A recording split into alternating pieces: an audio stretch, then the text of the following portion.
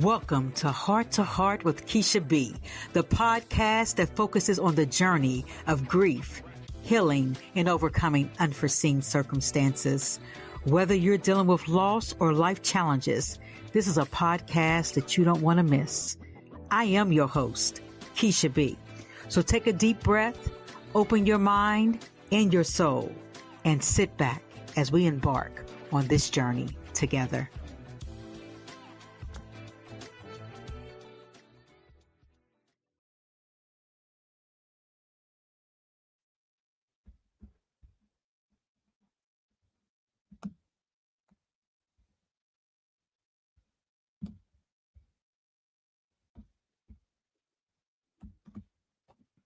Hello, everyone. Welcome to another week of Heart to Heart with Keisha B. If you are one of my regular followers or if you're a new follower, welcome. As you all know, on Sundays, this is when I do my bonus episodes. And so if you've been following me for quite some time, you know that I do not start Heart to Heart with Keisha B until we do a call of action. And if someone want to put it in the chat, what my call of action will be, I'm going to sit and wait for a second just to get some engagement to see for my two people right now that's watching, what is Keisha B's call action before she would actually begin to start the podcast. So for my listeners out there, I see three people right now. Go ahead and tell me here in this chat, what is the call of action that I always say for Heart to Heart with Keisha B before we get started? Hello, Mary. How are you? Thank you for joining us today, and hello to you as well. Come on in the room. Come on in the room. So I'm going to go ahead and tell you what my call of action is. My call of action for Heart to Heart with Keisha B is this. We need at least 10 people in this space before we get started, right? So here you are. Call somebody. Text somebody. Scream to the other room, whatever it is that you have to do. As you know, I will not start this podcast. And guess what? I had someone say, share, we need 15 people. So that lets me know that Leslie has been in the room before, Doug. So I'm going to let you know now the numbers are going up. The numbers are going up. So we should be able to start sooner than later. Right? I see some more people coming up in the room. But in the meantime, Doug, how you doing? I'm doing great. How are you today? I'm doing well. I can't complain, Doug, because it's another day that we're here to inspire, impact, and uplift some people. And so while we're waiting for other people to come into the room, let me tell you why I do this call of action. Let me tell you why I'm asking those that are currently watching to reach out to other people. Heart to Heart with Keisha B is a podcast that focuses on grief, healing, and overcoming unforeseen circumstances. And one thing about Heart to Heart with Keisha B that I pride myself upon, Doug, and for the rest of the people that are listening and or watching is this. This is a space that we talk about uncut, raw, and uncomfortable conversations, right? I believe that in order to make any kind of change in anyone's life, you must be able to talk about uncomfortable conversations, because if we keep talking about things that's comfortable, we'll never change. We'll stay stuck where we are. So the numbers are going up. And so pretty soon we'll be able to get started. But in the meantime, let me go ahead and tell everyone where you can find Heart to Heart with Keisha B. You can find Heart to Heart with Keisha B on, excuse me, see, we're live. So here we are.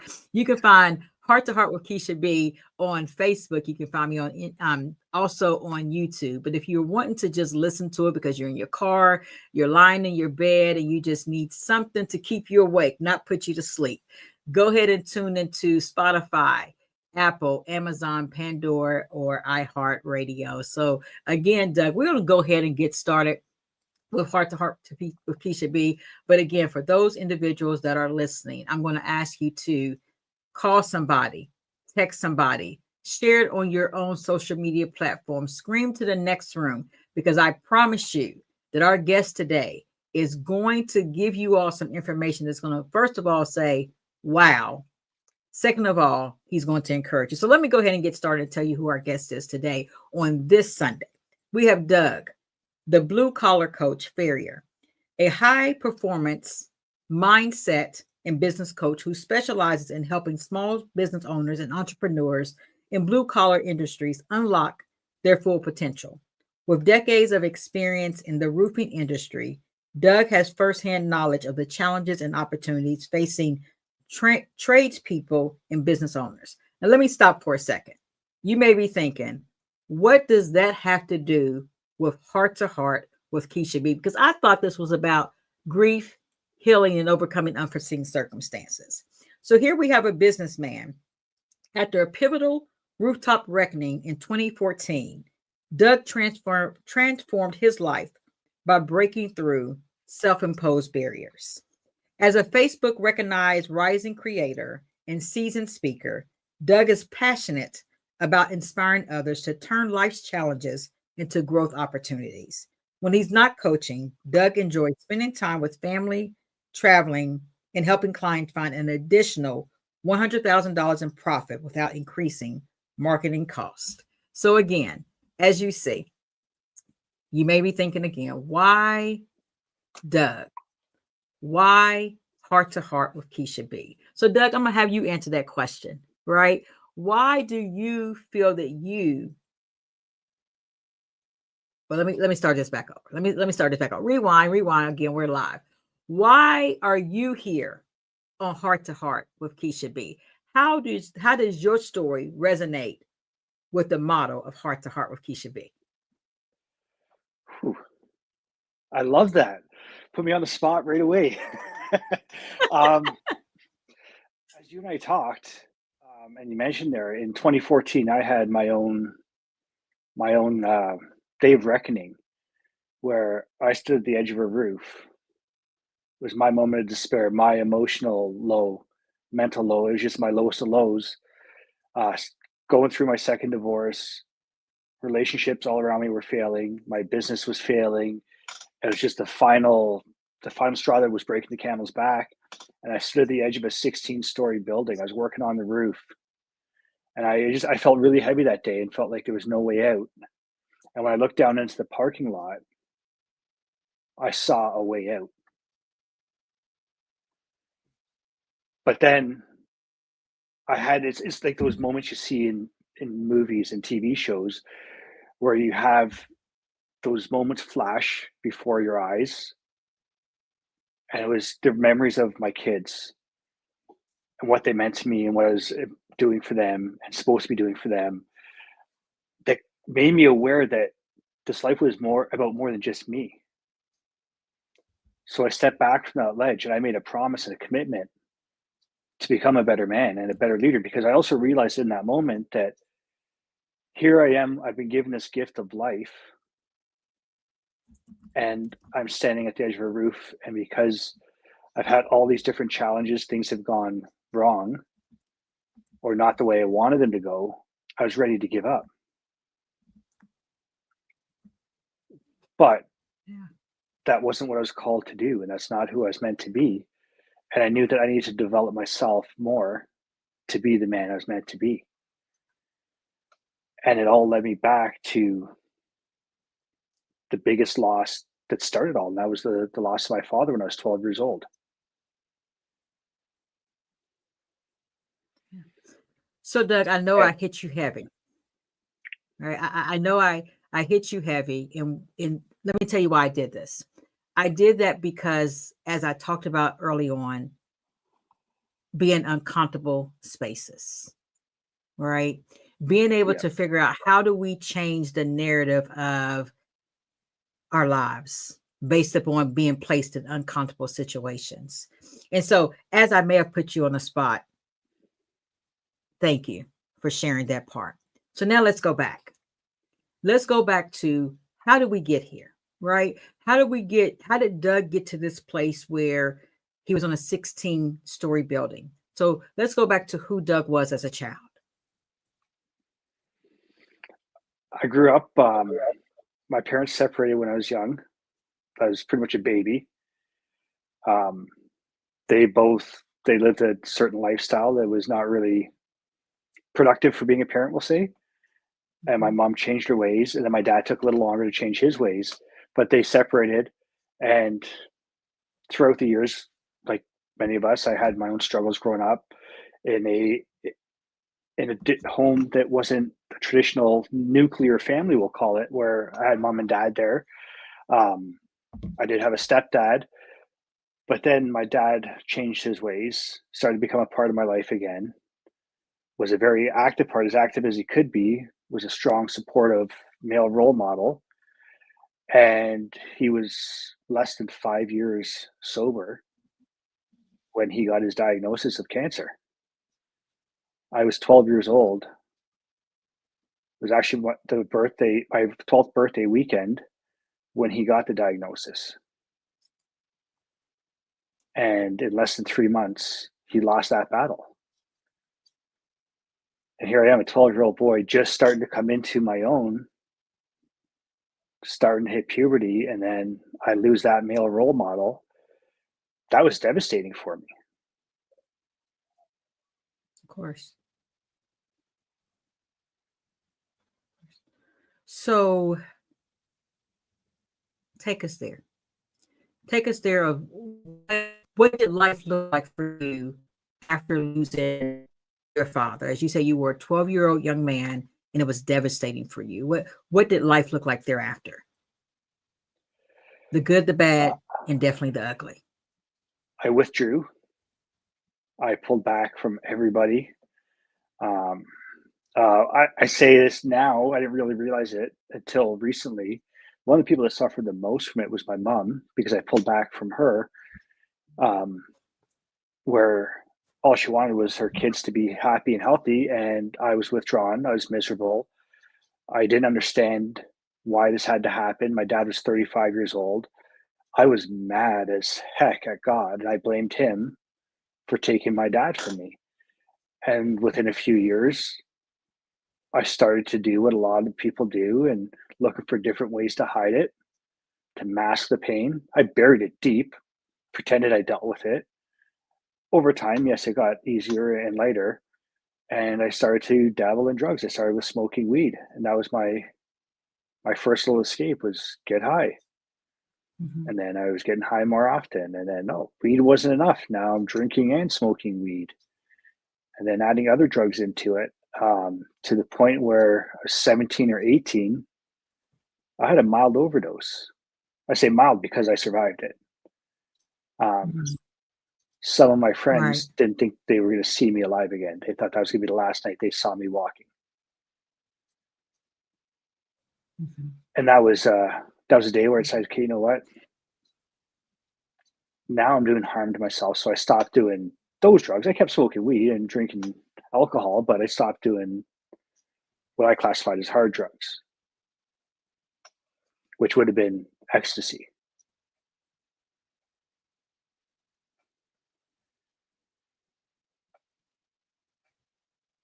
Yeah. And so Doug, I'm sorry.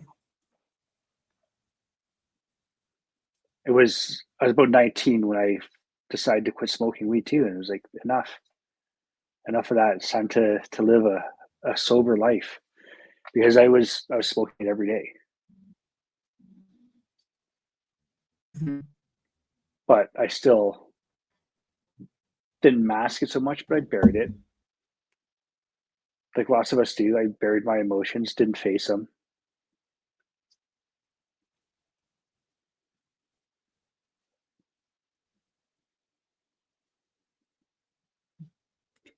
And I want to share with our audience, as we are moving through this conversation, what pain looks like, what grief looks like, and what transformation looks like, and what uncomfortable conversations look like. And some may be thinking right now, as you're listening, well, what is he going to say next? Right. And so I want to be very transparent with those who are watching the podcast today, that as people begin to heal and as people begin to go through their own forms of transformation, talking about it sometimes is not quite easy, right? No matter where you may be in your stage of life, being able to be open and transparent with other folk whom you don't know, sometimes it's not easy, but sometimes even having to deal with it yourself and relive it mentally and openly sometimes is not easy. And so I share that with our audience today, because I don't know who else may be going through something or maybe at a place in their life to where they feel like they want to talk, but just don't know how. And so what I say to those who are watching, that being able to open up about something that is uncomfortable will allow you to begin to heal. And so I share this because let me give you a preference as we are continuing on with this particular episode. When I invite guests to the show, I do it off my spirit, right? I do it off of my intuition, my connection with someone when I meet them, not even knowing all of their story. And so as I give everyone a layout of what the podcast is going to look like, I move on what I'm guided to do. And so as we bring Doug here today, what we know is that every person that comes on this podcast is still healing, and we don't know where their healing journey may be, right? But what we know is they're healing from something. And so I say that to say to you, Doug, thank you for being on this space. Thank you for coming here to be able to share your story, because I'm sure it's not easy, right? I know that you've done this a many a times. You're a coach, you're an author, but you're also a person that have faced some trials and tribulations, right? So I want to ask you some questions that still may be a little bit uncomfortable for you as you are still going through your healing journey. What was that turning point? You talked about being on the ledge of 16 stories up. What was that turning point that made you step back and choose to fight for your life? Remembering the pain that I felt at 12 years old, losing my father, and understanding that even though he chose to fight and it wasn't his choice to leave this earth, how much that hurt me, and thinking about what that would do to my kids if their dad chose not to fight and chose to give up.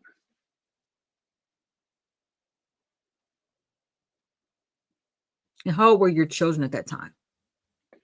My daughter was 6 and my son was 16.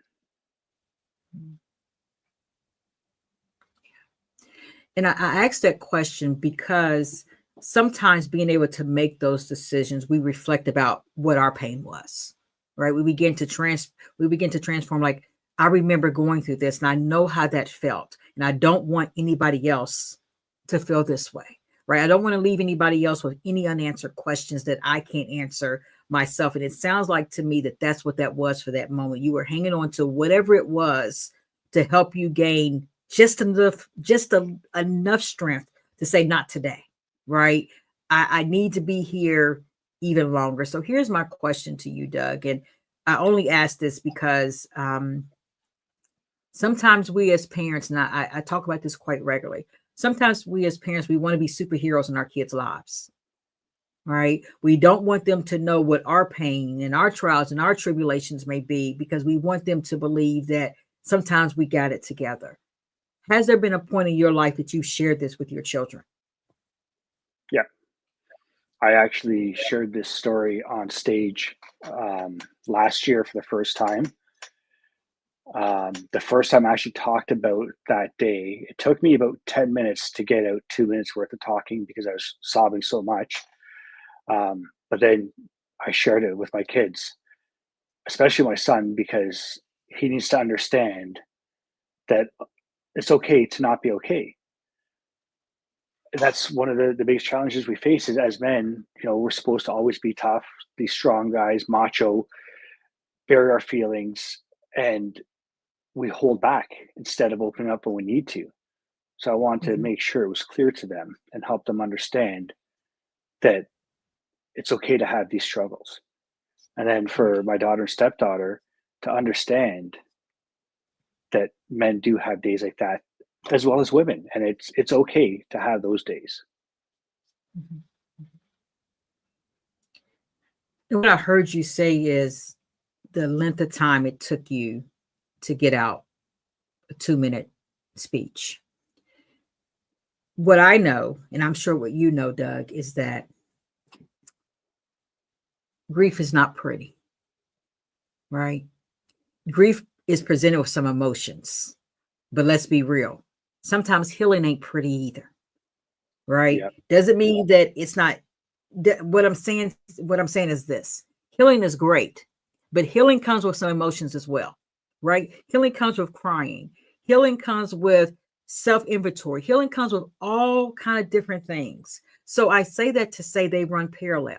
So the same time that you may have been quiet while you were grieving, while you were healing, there was moments of being quiet as well, because it hurt. It hurt to be able to come out to talk about where you had come from, how this has affected your life, but ultimately how it could affect or could have affected your children's lives and anyone else that loved you as well. How did your kids Absolutely. respond? Yeah. How did your children respond to that by now hearing that, oh my God, I may have thought my dad was a superhero, but wait a minute, he's human. Um, I think they felt this a bit of relief about it. We haven't really talked about it much, but I do know that it has changed their perspectives. That they've been clear about that. We haven't had a detailed sit down conversation asking how they feel about it, but they've expressed that it's changed their perspective. Yeah. And had I not have taken that step, I think it was probably about 5 years ago or 6 years ago when I shared that story for the very first time in a group. Had I Mhm. not taken that step and spent those 10 minutes and had that space to share that and been willing to be vulnerable and open, I wouldn't be where I am today. I would have still just kept slowly getting there and just dealing with it on my own. Right. So, Doug, one of the things I know when I first met you is that you've not only faced one hardship in life, you faced a few, from divorces, business failures, and broken relationships. Which of these struggles, if you were to really look at them, may have felt the heaviest for you, and why? Ooh. Um, hmm. The challenge with the divorces was about the kids, what the Mhm. kids had to feel. Because with both marriages, I had a child, and it was the pain that the children would have to go through, the pain of not being with them on a daily basis. Um, that was a very tough one. That's probably the toughest. Um, Mhm. the losses of family members, it hurts, but number one, there's nothing I could do about it. Absolutely nothing I could have done about it. Um, so I focus on what I gained from it, from the time that I had with them. So I would say the divorces were the worst simply because of what it meant for the family dynamic. So, what would be your advice for someone that was in Doug's? I don't like to use shoes, right? Because I don't think anybody can ever put their foot in anybody else's shoes. Yeah. But what would be your advice for a father who may have some similar experiences as yours, um, in regards to showing up for his children, even when he's facing his own battles?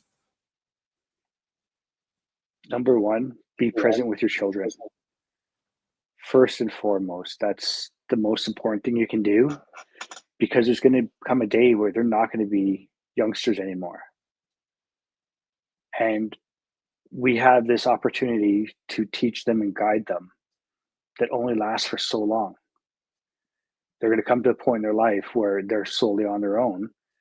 And then you're going to look back and you're going to see the little human that has turned into an adult Mhm.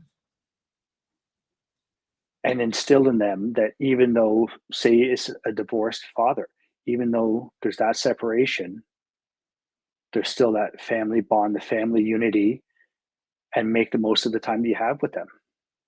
Mhm.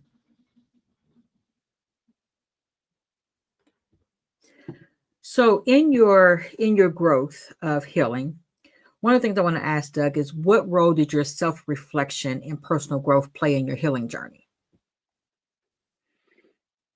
That was the biggest impact because that day when I stepped off the ledge of the roof, I walked back away from the edge. I sat on my bucket of tools and I put my head down, kind of in shame. And when I lifted my head up, I looked around and I saw that there was nobody there. I was alone on that roof. And I realized in that moment that nobody was coming to save me. And we hear that all the time. Nobody's coming to save you. But I want to expand on that. Nobody's coming to save you if you aren't willing to save yourself first. If you're not willing to accept responsibility, accept ownership, and do the work, nobody can help you. You can have all the top, most amazing people in the world that get results for people helping you. But if you're not willing to own and accept yourself, then it's not going to do you any good. And once I did that and I owned that, I started connecting with more and more individuals that were ahead of me, beside me, behind me. So I had people to lead me, people to do it with, and people that I could lead too. And it's like rocket fuel.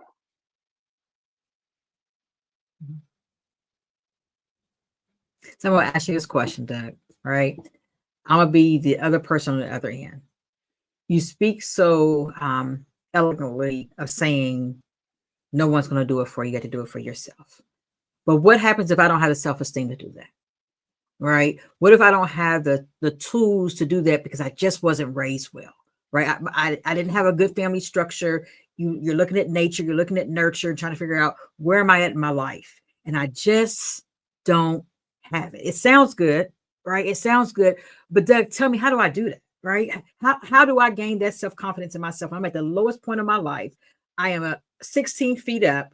I'm looking down, and I know darn well what life may look like or not if I jump. How do I gain that? Because no one's ever taught me. One of the things I learned in my journey is that 99% of people that have attempted suicide regretted it. The biggest study was done on people that jumped off the Golden Gate Bridge. 99% of them regretted that decision the second they let go of that railing.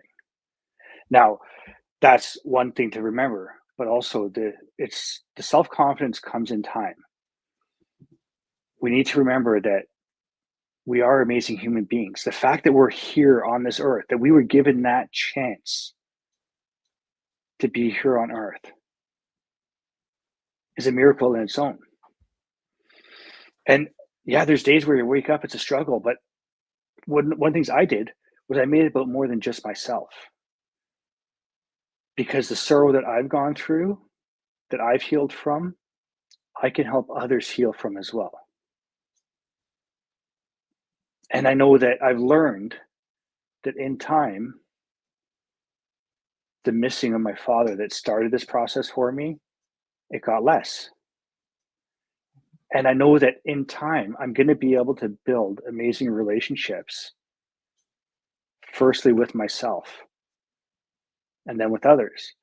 And during that stage, that time at my deepest lows, I was by myself. I wanted to be alone. I wanted people to love me, but I wanted to be alone. I just wanted to know that people cared about me.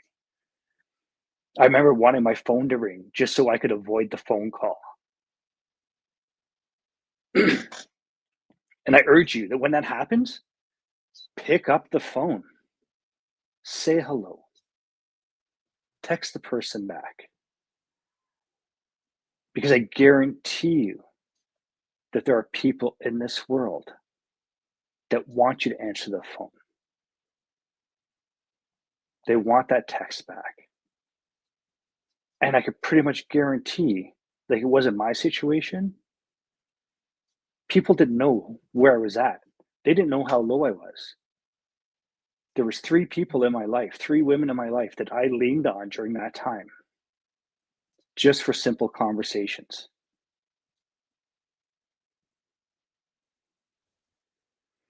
And that's one of the ways that helped me through it, was just having conversations with people, because it helped remind me that there is love in the world. And that's when I started to learn how to love myself. That's really deep on so many different levels, Doug, because what I hear you saying, and here's another call of action. The call of action for individuals who are listening on whatever platform you're listening on is this, because this is what I heard Doug say: show up.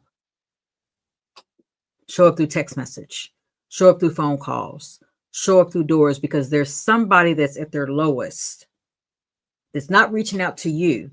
They're just waiting on you to reach out to them. That's what I heard you say, Doug, right? What I heard you say is, because of these women, I am here, right? So here's my second call of action. If you know somebody in your life and you think they're okay, or they just don't want to be bothered, show up, call them, send them a text. Matter of fact, I'm going to challenge you right now, because I don't even know who you are. Send somebody a text right now that you've not texted for whatever the reason may have been, and watch what the response may be. Because what I just heard Doug say is, do something that may be uncomfortable for you, but provides comfort for somebody else. That's what I heard you say, Doug. And I want to believe that's what you're saying. Yeah, absolutely. Can I add on to that? Yeah, sure. A while ago, and we never know who's watching. Typically, we don't know who's watching.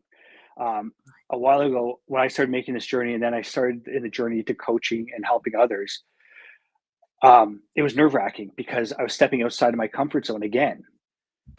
And I shared a post one day, and it was about the same thing. Reach out to somebody that you haven't talked to.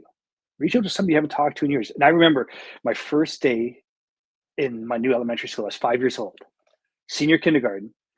And I remember this vividly. I was standing there hugging my mom's leg, crying at the classroom door because I didn't want to go in. I didn't know anybody in there. I didn't want to be in there. And two guys at this, like, almost simultaneously yelled out, "We'll be your friends."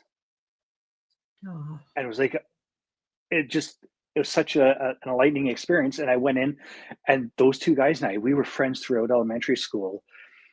High school, I changed dramatically. We lost touch. But then I had said a couple of years ago, reach out to somebody you haven't talked to in years that has made an impact in your life. I'm going to do the same. And I challenge everybody else to do it. And one of those friends saw that post right before he saw my message go to his inbox. And we talked about it. Wow. And he appreciated that so much. So you never know. And I don't know where he was at in his life. I don't know where his journey was at, but it meant something to him. Mm-hmm. And Doug, I did it. Yep. I'm sorry. Go ahead. I apologize. I just saw the comments here, and I saw that Yes. that Bay Romanash. I hope I didn't pronounce that wrong. I probably did. A few minutes ago, had said about another podcast I mentioned. I'm not talking with my daughter. So my daughter is now 16 years old, and that's from my second marriage, my second divorce. And no, her and we do not communicate as much. We had some spells where we were talking again. She's aware of what has happened. I've shared stuff with her. And we have talked briefly about it, but not in detail. I have a bonus daughter, a stepdaughter, who was actually at the event last year when I spoke about it openly and publicly on stage. And her and I have talked about the impact it had on her as well.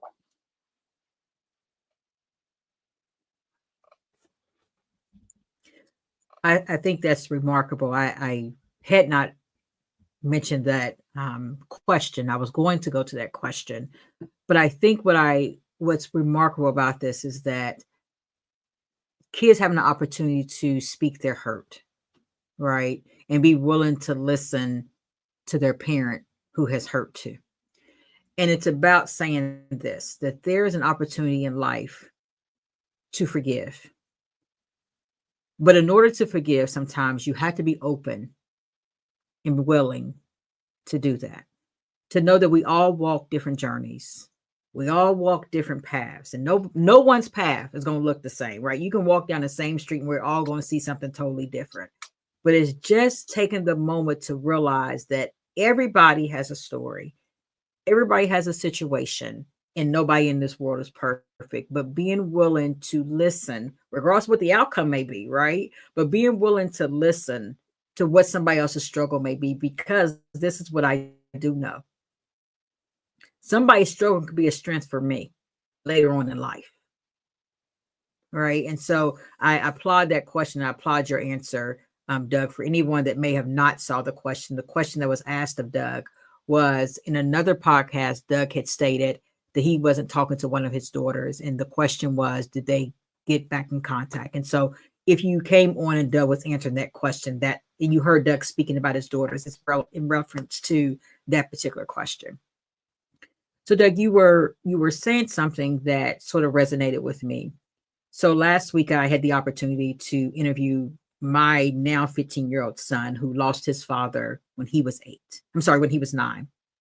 And he was very transparent about how it affected his life. We live here in the same home. There was many things that he talked about that I didn't know. And I'm going to take credit for that, right? I'm not going to fault him. I'm going to take credit for that because maybe there was times I didn't show up for him when I needed to because I may have been dealing with my own stuff. But he said some things that ring true. Is that he was lonely many days after losing his father.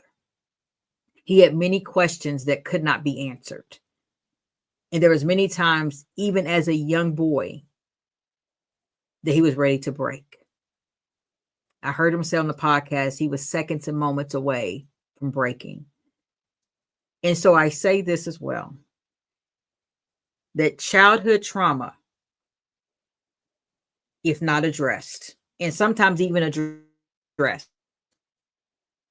in itself within your life, right? And so, again, I always say, I don't know if any of my guests go through or have went through in life, but I always put challenges out there. If something that is unresolved in life, find ways to begin to work on it. Find you a therapist, find you a life coach, find you a spiritual leader, find you somebody or something, right? Because sometimes people may not feel comfortable to go talk to someone. Find you a podcast, come back to this podcast, continue to watch this podcast. But being able to just begin to address whatever it is that you're dealing with is where the healing begins. So I'm going to turn it back over to you to continue to share with our audience today, to give them some insight and some inspiration as they too may be going through whatever it is that they may be going through.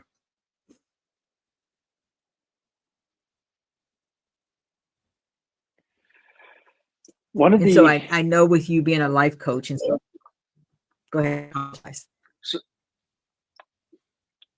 Sorry, finish what you were saying. That I don't know if it was mine or not yours. It got a little choppy there for a second. It's okay. I'm gonna turn it over to you. Okay, let me be very transparent for our audience. We're live. So again, as I say all the time, it's uncut. So there's some mistakes along the way, right? Because none of us is perfect in this life. So Doug, I'm gonna turn it back over to you to go ahead and give our guests some insight, as I know you are a coach yourself, on how to improve their stuff. So I think a great way, and I advocate for it, is definitely a therapist and or a life coach. I've had both, and I still have coaches that I work with because it's imperative. It helps us get those insights that we need to see beyond ourselves. It helps us see blind spots that we don't see. And another great way, and this is just such a powerful, powerful, powerful therapeutic tool. And if there's only one thing you can take away from this, and understand that therapy costs money, life coaches cost money. Mentors are free, but I want to give you one tool that costs nothing, and it is so powerful. Writing stuff down, journaling, openly, open heart, just full on engaged journaling about what you're feeling, what you've gone through, all the challenges that you face. Because when you do it that way, and you do it with the intention for your eyes only, it opens up so much healing and just really takes you to the next level. And the healing and the growth, it's not a destination. There's no final step. You're not going to have one day where you're like, I'm done. I can take the rest of the year off. It's continuous, and you've got to keep going. So when you keep going, yes, there's going to be times where you're like, man, shouldn't I be done yet? And I had that. I actually had something Mhm. come up. You mentioned it earlier, and I'm going to do a little shameless self plug here. This little thing here, Winners Quit, my book that is about to be released in about 2 weeks. When I was writing it, I thought I was good. I've worked through everything that I'm talking about in the book and helping others through. And something came up for me. And I had to pause and do my own healing and continue my healing. So I want to invite everybody. Number one, if you've gone through trauma and you need to, and you can afford it, get yourself a therapist.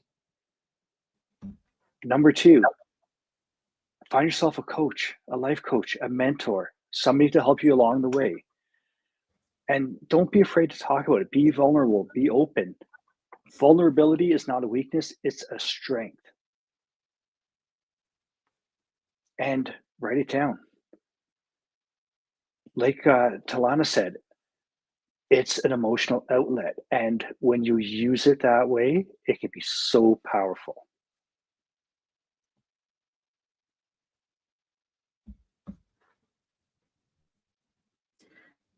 So, Doug, let me ask you a question. You've given some what I know in the therapeutic world, right? I'm a therapist by trade, life coach by entrepreneurship and passion for people.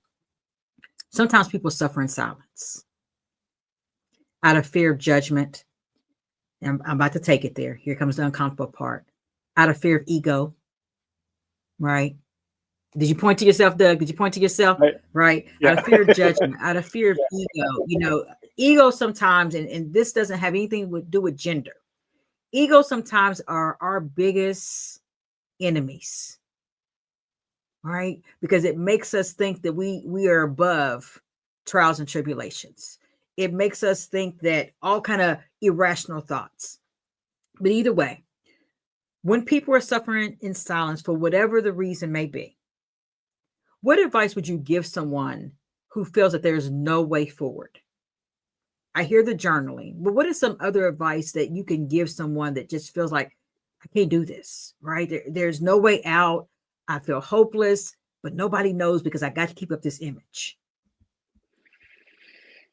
Um, it's easy to say. This next bit is easy to say, but it's tough to actually act upon and follow. Those who matter don't mind, and those who mind don't matter. When you find your people, they're not going to judge you based on that. They're going to support you. They're going to lift you up. They're going to help you get to your next level. And yeah, we get it. I come from the trades, from the blue collar industry.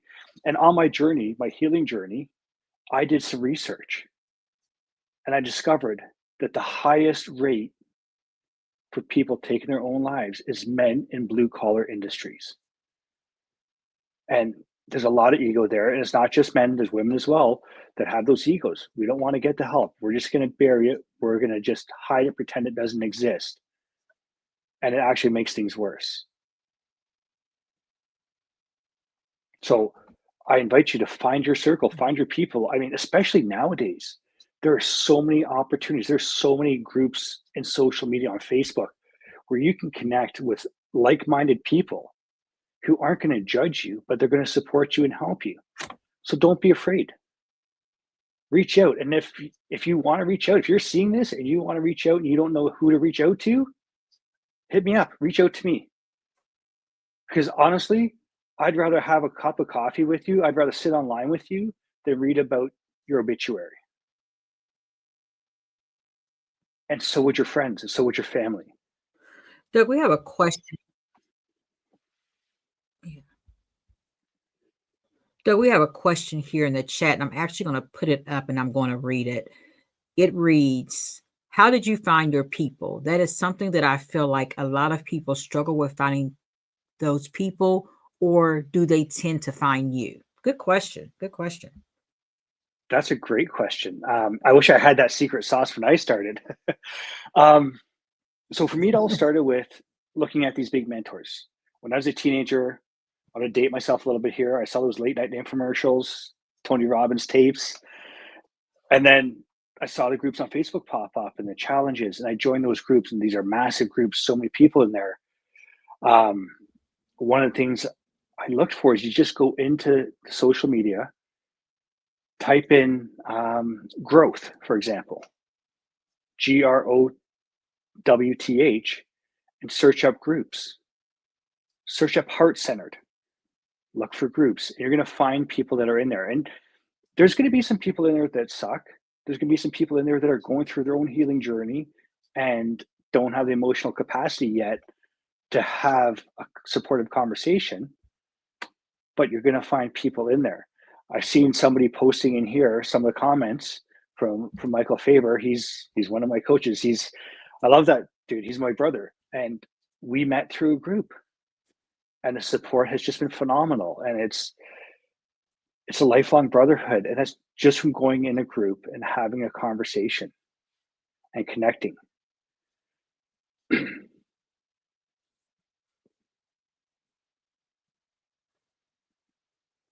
Good question. And so what you said was very powerful. And let me tell you why. Sometimes people are afraid to go to people whom they know to tell them their story or to tell them their problems, out of fear that they may be judged, out of fear that they may not have the time to listen or to be here for me because they got their own stuff they're dealing with. So it causes individuals sometimes to feel alone, right? And what I hear you saying is, and what I saw you talk about, is just finding other folk in other areas whom you may not know, right? Whether it's on social media, whether it's in group, whether it's in life coaching atmospheres, whether it's going to different retreats, your pastor, whomever, but finding somebody that can be your somebody when you feel like that you have a nobody. That's what I heard. Yeah, I heard you say absolutely. that. Find you a group, right? Find you a mentor. Find you somebody that would just give you that strength, because sometimes we only need that strength at that moment to help us get to the next moment. Yeah. 100%, 1,000, 1,000,000% truth. And that was one of the things I found too, was the ego part of it, right? And I say ego is an acronym for everyone gets one, because we do from time to time. We all get one. Um, Being able to have that vulnerability with somebody you don't know that is also expressing a little bit of vulnerability in a group, it gives you that space, that safe space. And yeah, because our family, are you kidding me? I'm gonna go talk to my siblings about this or put this on my parents. Those three women I mentioned, one of them was my older sister, and she had her own stuff to deal with. So there was no way I was going to put on her plate what I was going through, because she had enough on her plate already. So it's, again, finding the outlet of different people.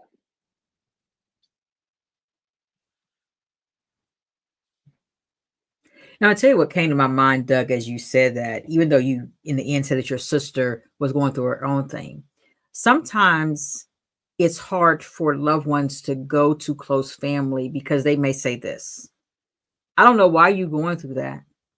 I don't know why you feel like this, because you were raised well. You were raised better than that. We come from a good home. We got all these different things. We got all this money. You've had everything that you needed. I purchased everything that you needed. You was in all the activities that I can possibly put you in. I was active in your life, but that doesn't change your narrative, right? It doesn't change what you did not have. So again, here's my other challenge to all the people that's listening. Realize that tangible things sometimes doesn't fill the gap of what people really need. Money don't change it. Materialistic things don't change it. Love, support, unconditional love. Let me go there because there's a difference. Unconditional love, showing up, asking questions, being present, I think makes a big difference when we're talking about moving from grief to healing. I'm not sure what you think about that, Doug, but that's how I see this. Absolutely. You nailed it there. I know we have a delay. Yeah. Presence, being present is just, it's such a gift. It changes life so much to have that presence.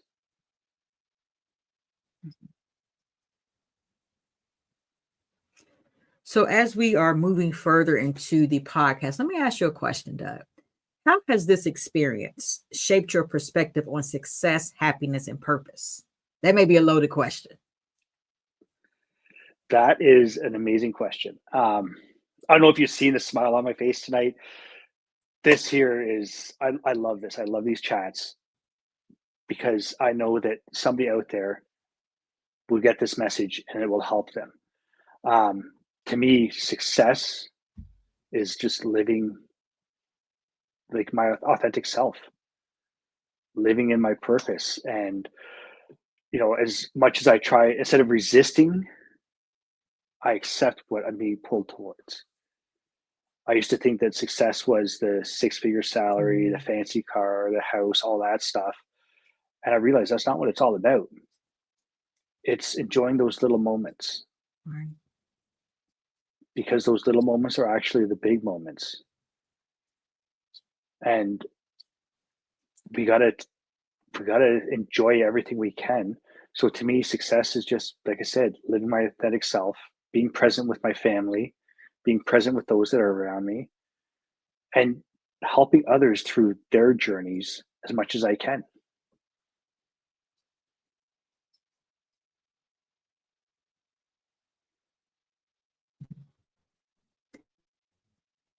I think you hit a point in regards to the success look like. And I would say to do with economic status, right? It has to do with what is your definition of where you're trying to go. So here's my question for someone that may not want to ask this question.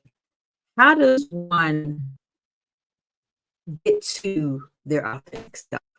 They never had help defining who they are, or they've never had anyone pour into their life to feel like they mean anything.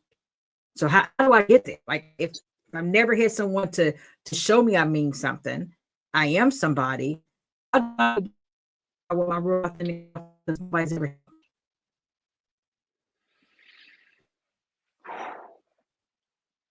That is a great question. I love it.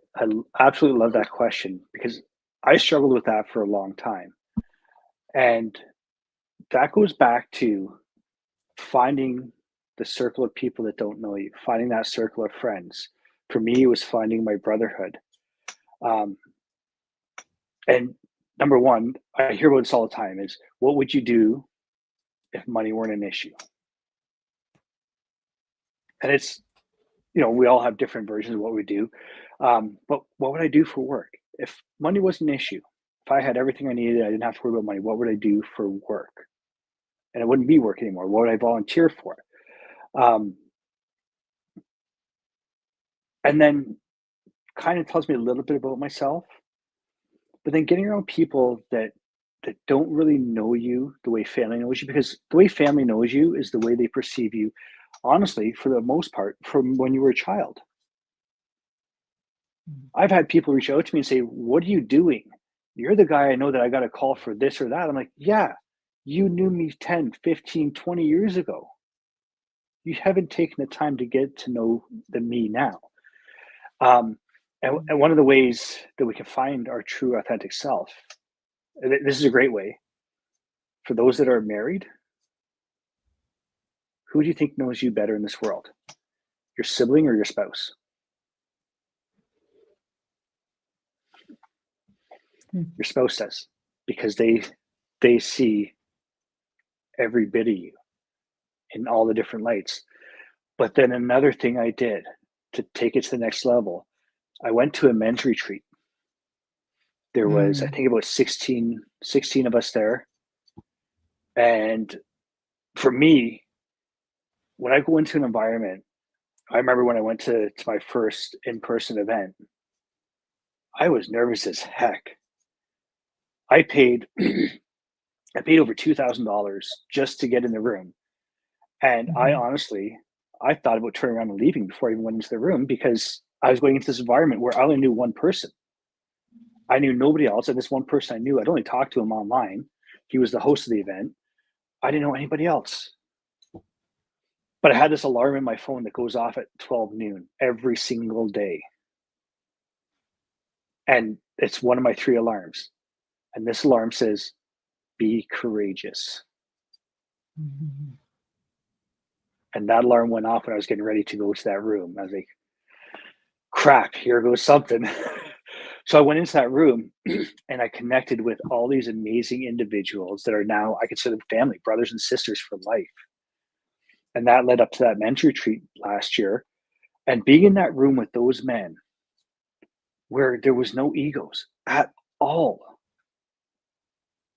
We hung out, we joked around, we told stories, we talked and we let go. I would say we let our hair down, but I don't have any to let down. Well, maybe you let it But down, Doug, and now you left it at the retreat. Maybe that's what it yeah, was. You left your hair at exactly. the retreat. Yeah, It's yeah, okay. yeah. It's okay. So yeah, it's just we just were ourselves, 100% ourselves, and genuine and connected with people, and it just it opened up so much.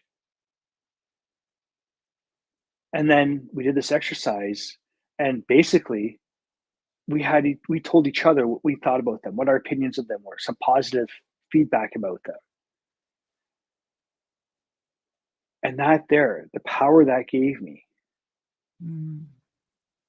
was just outstanding. But it took time to get there. It didn't happen overnight.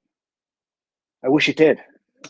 Mhm. But at the same time, if it happened overnight, it wouldn't be as much of a journey. It wouldn't be as exciting.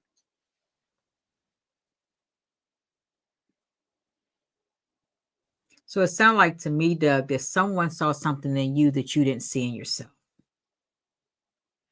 And we're guilty of that, all of us. Yeah.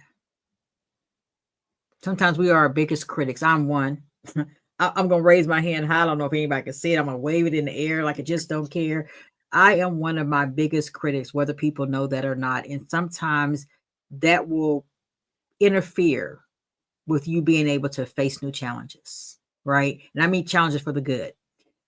Yes, Sometimes that will hinder you from being able to become your better, authentic self because of you're doubting your potential to be able to do different things, right? Um, yeah, so that's why I made that comment in regards to somebody else saw something in you that you never saw in yourself, but because they were honest enough to share that with you, it allowed for you to buy into it, even though it probably was uncomfortable to buy into it. You bought into it, and which is allowing you to grow on a regular basis. absolutely. Mhm. So words matter. Yes. Words What matter. matters even more is the words we tell ourselves. Yeah. Because, and I don't know where it came from. I actually saw a reel about it earlier. And there's been studies done about this. Our mind can't actually differentiate between the truth and what a lie is if we tell ourselves enough. So if we constantly tell ourselves, I can do better, or I'm not good enough, we believe that. Mhm. Whereas if we tell ourselves, I am freaking amazing, I am loved, I am powerful, I can do anything I want, and we tell ourselves that all the time, our brain believes it. And one Mhm. thing I had this aha moment the other day. I woke up, and when you wake up and you're kind of between sleep and fully awake, that bit of subconscious but conscious state. I had this thought, and this it came to me about positive affirmations. I hear a lot of people talk negatively about positive affirmations and say, "Oh, I don't do it. Oh, it doesn't work." But here's the reality.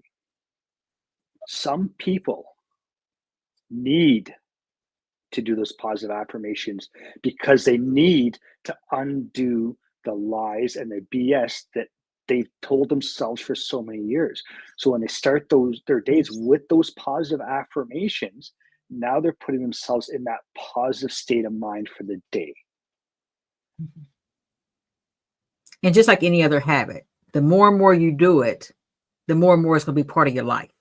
Right. And so that's what I hear you saying. The more and more either you tell yourself a lie, that's going to be part of your life, the more and more you do it. Or the alternate to that is the more and more you tell yourself positive things, which is called self-affirmation, the more and more your brain will begin to use it as a muscle memory. And that's how your brain will operate. Yeah. Absolutely. Yeah. You know, it's funny that you say that. And I shouldn't use the word funny, but my son, who I referenced earlier, is very tough on himself as well. Maybe he got that from his mama. I don't know. You know, that song, you get it from your mama. Maybe that's where he got it from. I have no idea. But either way, he's very tough on himself. And he tells himself a lot of self-sabotaging things sometimes. But then he'll tell me that he doesn't trust people. And so here was my question to him one day. Do you trust yourself? And he stopped and he looked at me. And I said, let me ask you again. Do you trust yourself? I said, because this is what I see. You're on the same side of the wall as the people who you say that you don't trust, because you told me you don't trust them. So you're over there sabotaging yourself as you feel they're sabotaging you. So the only way things are going to change is that you have to go to the other side of that wall and begin to break it down and to begin allowing people in your life that truly matter, that truly love you. But if you're on the same side of the wall of people that you don't trust, you're telling yourself the same things that you believe other people are telling you, which are lies. So it's ironic that you actually bring that up in regards to how the mind can play tricks on you, and the mind can keep you in a state of mind that may not always be the best for you. And then ultimately, if it's not the best for you, who you show up for, who you show up as to other people means that you're no longer authentic. Yeah. I see that we have a pause for a second. I want to be able to read some of the responses. One of the things I like about being live is that it does allow for our audience to engage in real time.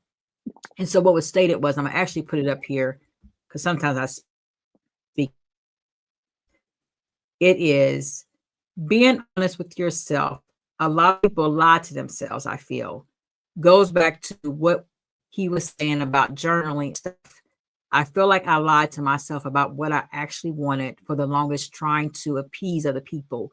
We need to learn to validate ourselves. Very, very strong point. But what I'm going to say is a very good reflective and honest point, because it takes a lot to come on a live podcast or any live with people who don't know you or who may know you and be able to say the things that you're saying. So thank you, Talena, for opening up and engaging in this podcast, because again, it takes a lot to be able to say that. So I don't know where you have been. I don't know your story, but what I can say is that if you are doubting your growth, if you're doubting your healing, that's healing.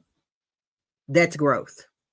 So take this tidbit of what you're doing. Pat yourself on the back.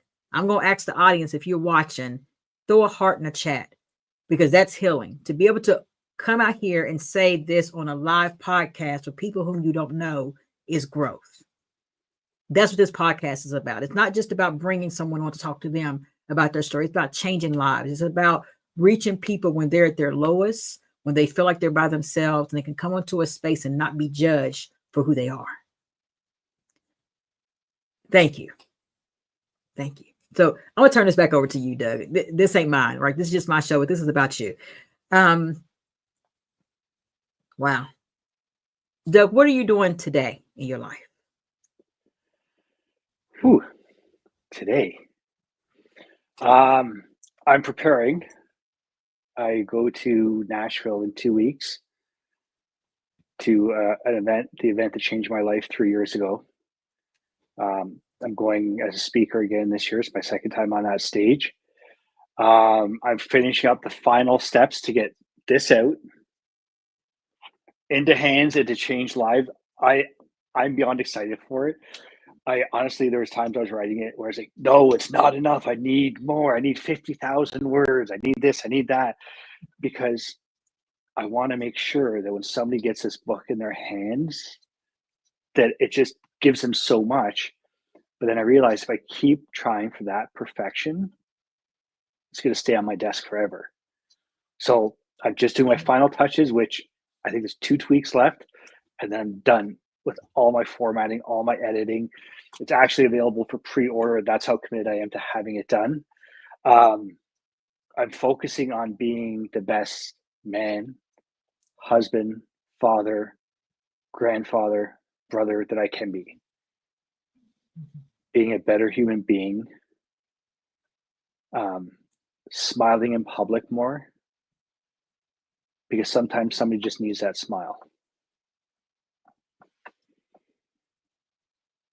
And working on building a community for people to have that space, the safe space where they can come, they can be themselves, they can grow, they can connect with other like-minded individuals without judgment, and just be their authentic selves and learn who their authentic selves are.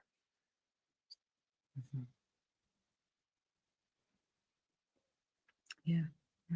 You know, you said something just about, again, being authentic, right? Learning how to be authentic, even when it's uncomfortable, right? Because what does it mean to be authentic? It means truly shedding all of the layers, all the stuff. Some of that stuff is yours, right? Some of that stuff is mine. Some of that, and I'm going to say it for what it's worth on a Sunday, 8 o'clock. I hope I don't offend nobody, but I don't care. That shit hurts, right? It hurts to truly have to look at yourself some days in the mirror and realize that, yes, I face some trials and tribulations. Yes, I am who I am. But if I want to get better, I'm going to have to really deal with my real self sometimes. And I think sometimes that is the hardest thing to do, because it's so easy for we as people to all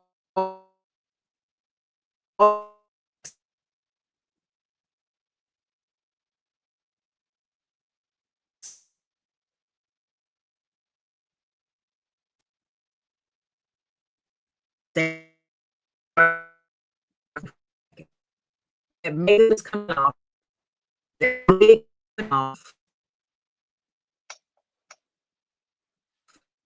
The Stacey Adams, all that's coming off to that point.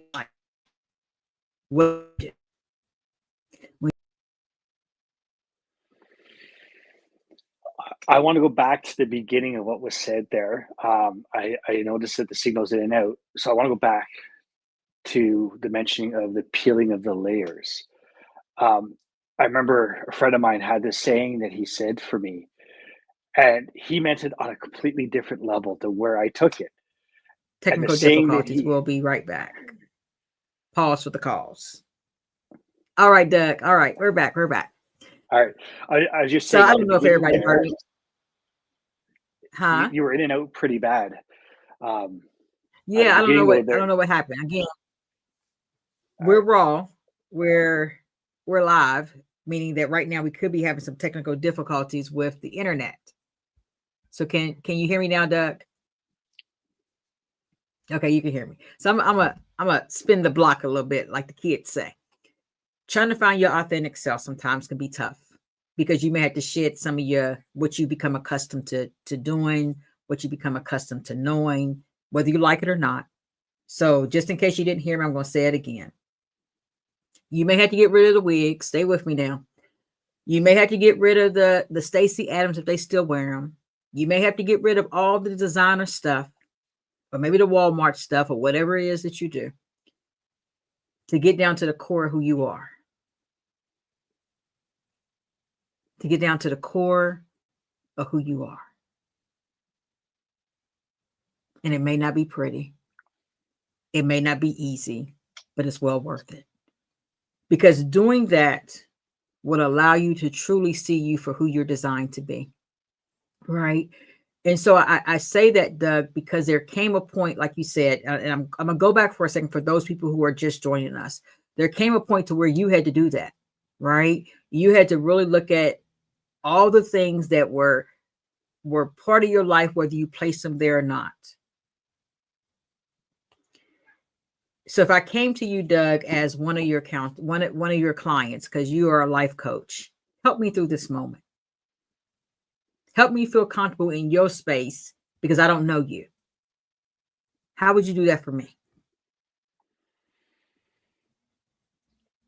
I want to go back to the beginning there, something you said, and Talina, I don't know if I pronounced it right or not, has a great comment there about the wig, and shedding it, and that analogy. A friend of mine years ago, he came up with a saying for me, and it wasn't even in this regard, but I turned it into this area. And the saying is, no hair, don't care. And it was just because of what he said, I didn't care for what we were doing. We were working on a project together. And at that time, I didn't care what it took to do the project right. I didn't care that people wanted me to hurry up and get it done. I didn't care that people were trying to get me to take shortcuts because I knew the project had to be done the right way. And now I've turned that into what I'm doing. It's not about pleasing other people, because that's quite often what it comes down to. And that's where we lose our authentic self, is we're being people pleasers. So one of the things that we need to do is, there's this word in the English language that is very difficult to say and very difficult to understand the meaning of it with just this word alone. And one thing that we need to practice saying is the word no. Because when we say no to other people's requests for stuff that does not align with us, we are giving ourselves the space for what does align with us. So if you want to work towards finding yourself, yes, shed that wig. Look deeper. Look beyond all the stigmatisms and the standards that were put on you by society. Just go dancing in the rain, go running in the rain. Something that's out of your comfort zone that feels natural but sounds unnatural. You know, we're told that we have to behave a certain way. And yes, there are certain standards that should be met. We shouldn't harm other people. We shouldn't do wrong to other people. But for the most part, we don't need to abide to the standards that people set to us. I mean, if I did that growing up, my stepdad, he had his expectations for me based on his own beliefs. And by those expectations, I should have been a truck driver. And that's it. I shouldn't have aspired for anything different. I should have just been a truck driver. We need truck drivers. They're important backbones to our society and to living. But that was something that they tried to place on me. Mm-hmm. So it can be challenging, but we need to discover our own path. We need to pursue what lights us up, what fills our soul. So I ask you, what fills your soul? What lights your soul on fire? When you think about doing something, what makes you all giddy? What makes you feel like your 7-year-old self on Christmas Eve?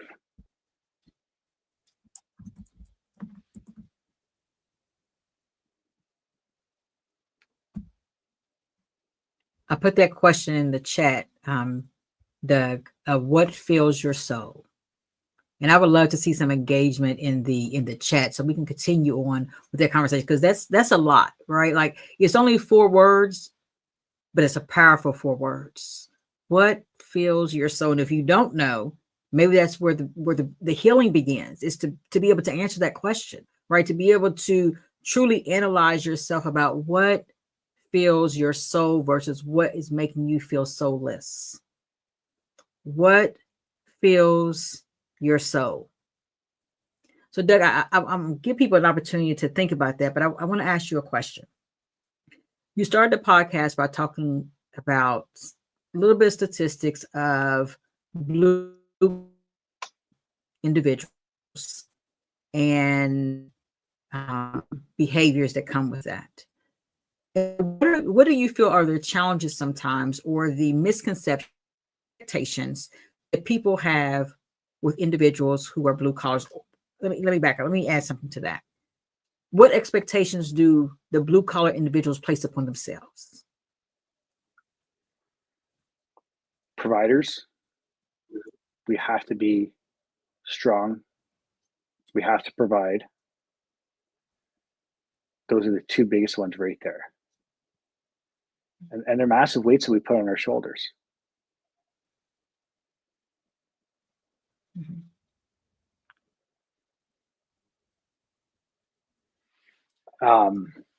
And by strong, I don't mean physically strong per se. Like physically strong, yes, but emotionally, definitely we have to be emotionally strong. And we can't show weaknesses.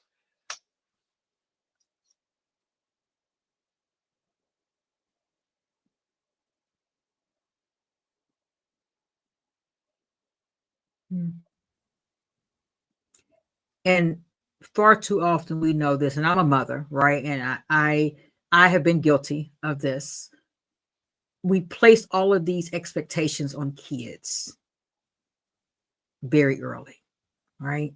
I'm gonna take it somewhere, parents, mamas. I want you to listen to me first and foremost, and I'm gonna talk to you, daddies. All right. You find out that you're pregnant, whether you like it or not, whether you want to be or not. You wait about 2 months now, because when I was pregnant, I had to wait about 4 months to find out what the sex of my child was. But whatever, this new technology allows you to do all kind of new stuff. So everybody running to the doctor to figure out what they're having. And then let's not talk about the whole gender reveal stuff. But anyway, back to the subject at hand.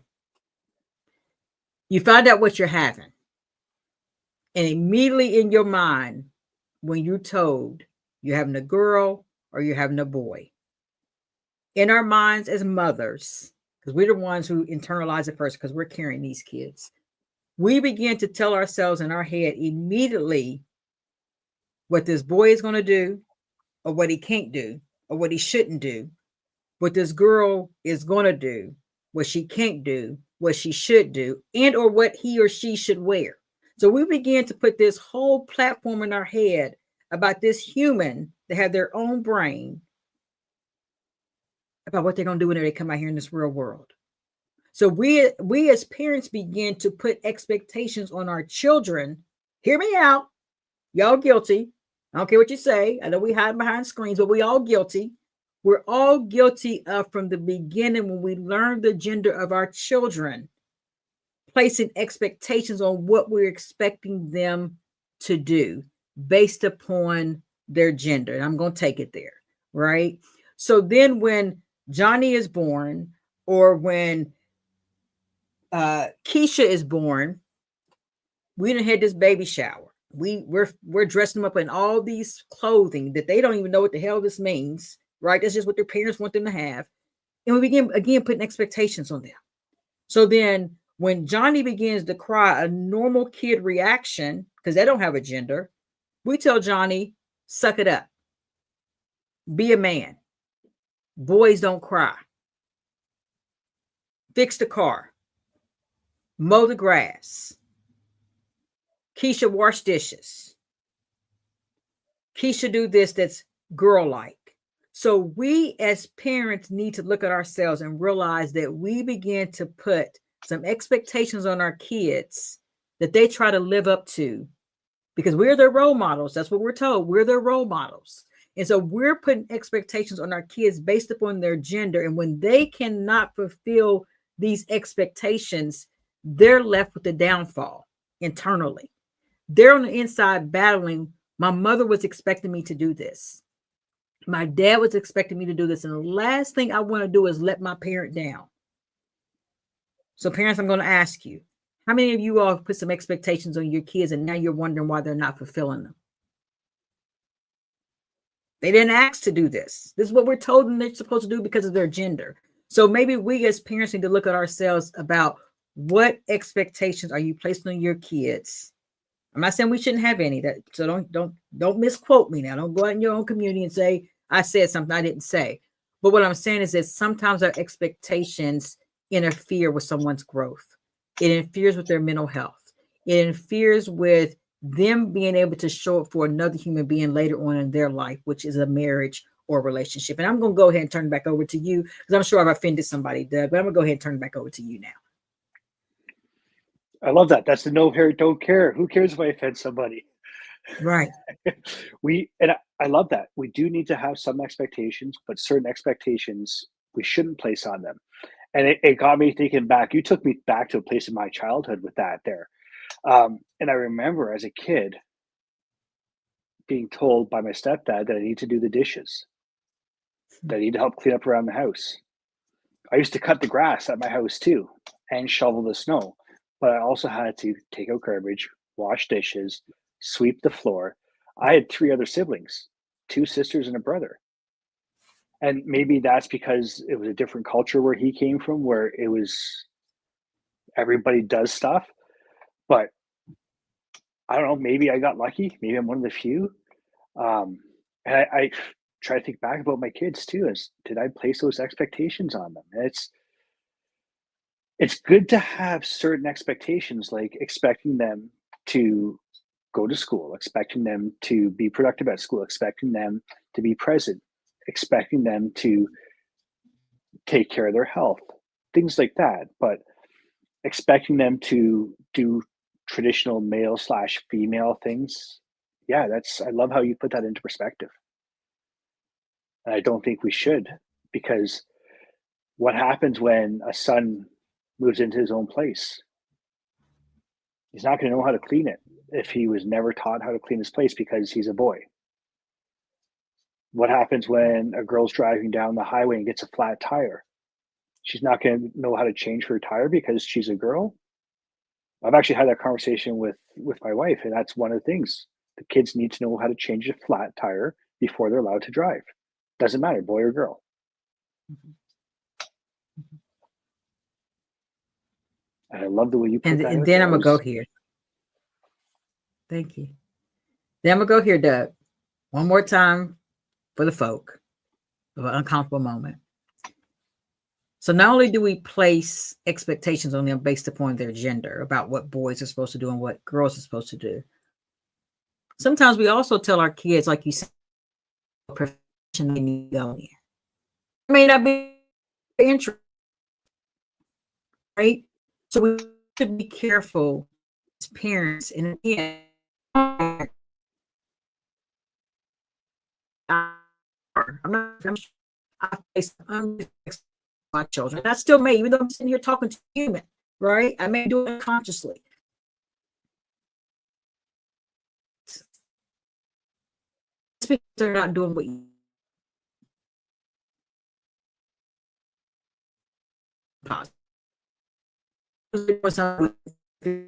under the law. But I would say, because somebody else, you want to find a way to be successful. Not only say because far too often, and it's not that we don't, but I think sometimes I understand sitting there and talk to human just are and understanding who they are, where their brains maybe they do something think they should.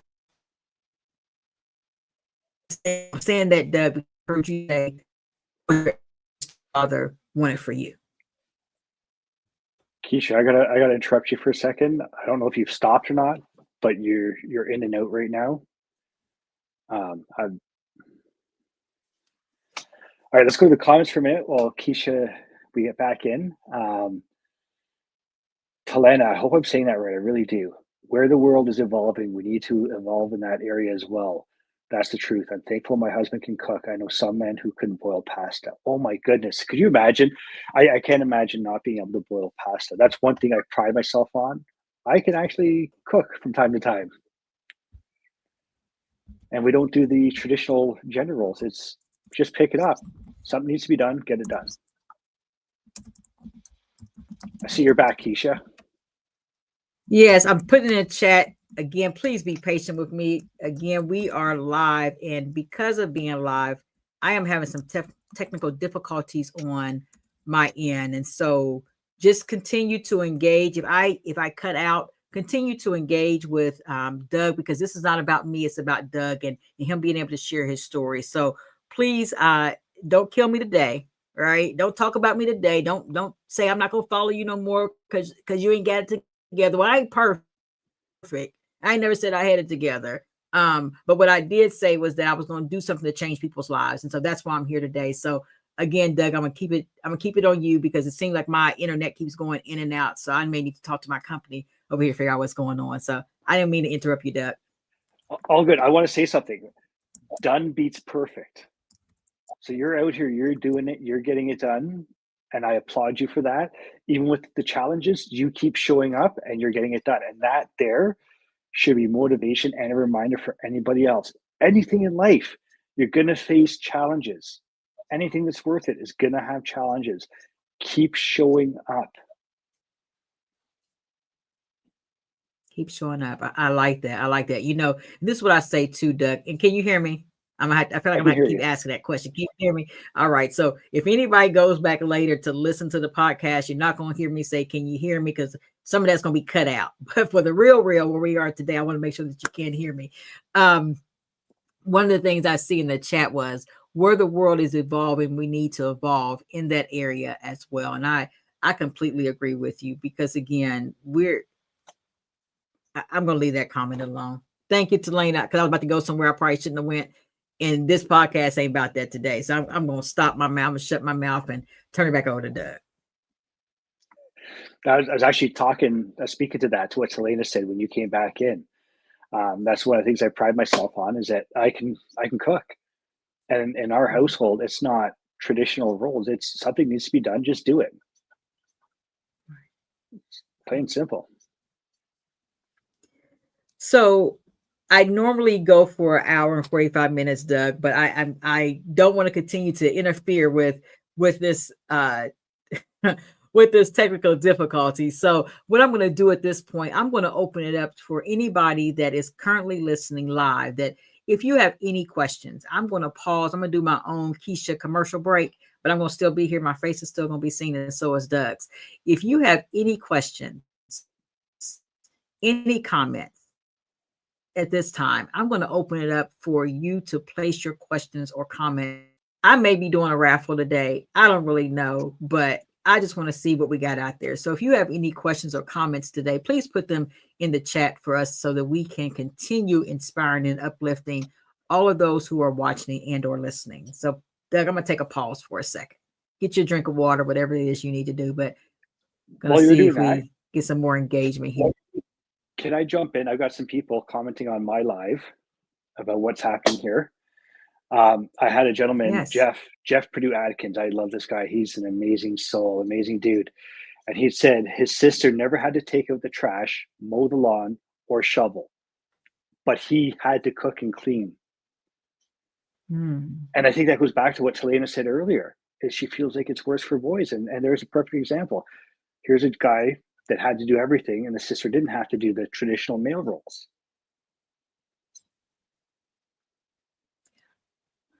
I would love to know what their relationship is like, if there's any underlying envy, jealous, even though he probably loves his sister and she's not at fault, right? But it would be interesting to know internally, even if he's dealt with whatever it is that may be unresolved because somebody else placed those expectations on them.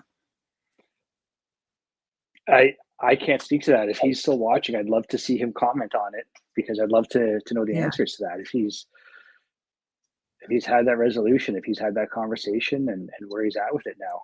I'll keep an eye on my comments to see if it comes up. Okay. For anyone that's just now joining, as we are an hour and 30 into the session today, we're opening it up right now for anybody that has any questions, any comments. And for anybody that is new today, this is a podcast that talks about grief, healing, and overcoming unforeseen circumstances. And this is not your comfortable podcast. This is your uncomfortable podcast for you to be able to figure out ways to change, because we all are evolving on a day-to-day basis. And so this podcast allows for individuals to show up in their unraw self. And if you've been watching, you know, we've had some unraw moments with some technical difficulties. But as Doug told me when I was about to be hard on myself, is that I kept showing up even though the internet told me to do different. So if there's anything that anyone wishes to ask in the podcast, in the chat, please feel free to do so. We have a few more minutes left here on this particular episode, but we want to be able to open it up for opportunity for others to engage as well. And thank you to those who have been engaging, whether it's through chat or whether it's just through visually watching. Doug, is there anything you would like to say? I'm grateful for everybody that showed up now to watch it live and stayed with us an hour and a half we've been on here for. And it takes a lot of dedication to stay on that long. So I appreciate each and every one of you, and the ones that are engaging. Man, I love it. It's great to know that we're making a difference in people's lives by sharing messages of hope. And that's all we're doing. And to see you keep showing up, internet kicks you out, you come back in. I love it. Keep going. And this is what we've got to do. Life's going to challenge us all the time. Life's going to try to knock us down, and it's going to knock us down. But we just got to get back up and keep going at it, because as we climb, this isn't a linear growth climb. There's challenges, there's up and downs. Keep our eye on the summit, and we're going to get there. We're going to reach that summit. Sometimes we need help. We get to cliffs that we need help getting up. Sometimes we need somebody to help carry us up. So Doug, here's my question to you. Yeah, here's my question to you. Where can everyone find Doug at? Whether it's social media, whether it's life coaching, where can everyone find you at? Easiest place to find me is Facebook. That's where I'm the most live. And if you need to search me up, coach.doug.ferrier. On Instagram, it's Douglas_Ferrier. I have a website, and when I talk about being real, being raw, and showing up imperfect, the website is nowhere near perfect. In fact, most of the links don't work on anything. And that's douglasferrier.com. But the email address works, connect@douglasferrier.com. And yeah, those are the best places to find me. And if you're at all interested in this book, I know we hear the controversial winners quit, right? And we hear the saying all the time growing up, winners never quit. Well, sometimes winners need to quit. They need to quit the excuses. They need to quit living under other people's expectations or limitations and start reaching for their own goals. And that's what my mission is with that book, is just to help people elevate themselves. So if that speaks to you, reach out to me and I'll do what I can to get you a copy. It will be on Amazon shortly, in 2 weeks. I was about to say, Doug, I was not going to let you off that easy. You was going to have to tell people where to find your book. But listen, I know what it's like to go on Amazon to find books, right? Sometimes you can put in the titles, but what really pops out most sometimes is the cover. So would you please put your cover back up there again? So when they get ready to search, they'll know exactly what they're looking for. Winners quit. So again, if you have been inspired by anything that Doug has said today, or that he has not said, and you're wanting to know what he has to say, go to Amazon, get ready to pre-order one of his books, because it sounds to me that Doug has faced some challenges and some tribulations. Doug has faced some challenges. He has grieved. He is healing. He is overcoming unforeseen circumstances. And as he told me, he is still showing up in his authentic self. So as he stated, he has a website that's not quite workable, but it's working, right? Because it keeps showing up. He has a book.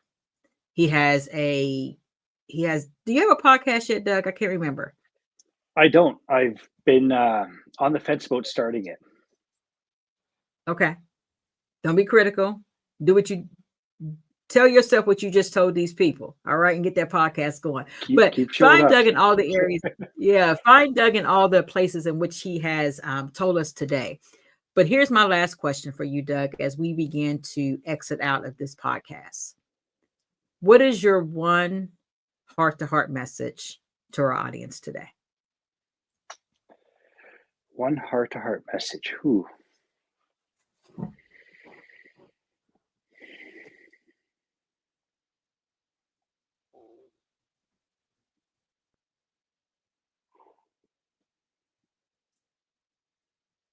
Dig deep within yourself. Look deep within yourself. If you got to go back to your childhood, to who you were as a child when you were happiest, do that. Not find. Create your own joy and your own happiness through your own self-discovery. Happiness is not something we obtain or achieve. It is something we create. And if you're relying on somebody else for it, you're already on the wrong direction. You need to create your own happiness.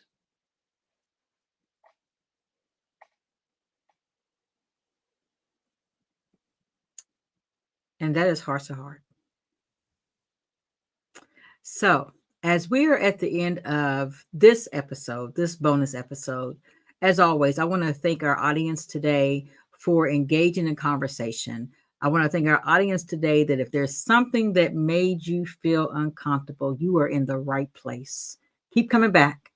Doug, I want to thank you for showing up, being your authentic self, sharing with our audience whom you do not know. I know you have some that are watching that you do know, but there's many that you do not know. Thank you for coming and being vulnerable to continue to walk your healing journey, right? Because it's never ending. But what I want to challenge each and every one of you all is this. If you have not reached out to somebody, you've been thinking about it, but you just haven't, send them a text message, call them, because you never know. You may save someone's life. You may save someone from being self-sabotaging of their own self. Your words can make a difference in someone's life. Now, this is where the challenge begins. As you may have been engaging live today, let's keep the engagement going on this here post. Let me know how you have been an impact in somebody's life just by sending a message to them or calling them. So as always, thank you for coming today on Heart to Heart with Keisha B. You can find me on Spotify, Apple, Amazon, Pandora, Facebook, TikTok, and YouTube. I know that's a lot, but why is it a lot? Because I must show up in spaces where people need a message. And so I hope this podcast today has helped you in some type of way. I hope that if you do not know who your authentic self is, that you will begin to learn who you are supposed to be. Because thank you, Doug, for telling us who you have become versus who you were when you were standing on that building in 2014, 16 stories up. Again, as always, we hope that you will continue to follow us. But in the meantime, make sure you share this story with someone else. Have a great day.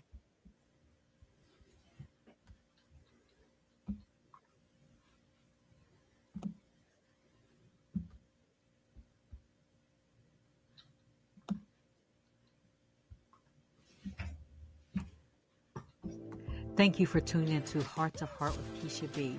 Remember, grief may shape our journey, but it doesn't define who we are. Healing is not a straight path, but with every step forward, you're creating space for hope, strength, and new beginnings. If today's episode brought you comfort or clarity, share it with someone who might need it too. Let's continue building this community of compassion and resilience together. Until next time, take care of your heart, your mind, and your soul. Honor your journey and always know that brighter days are ahead. I am Keisha B, and this has been Heart to Heart.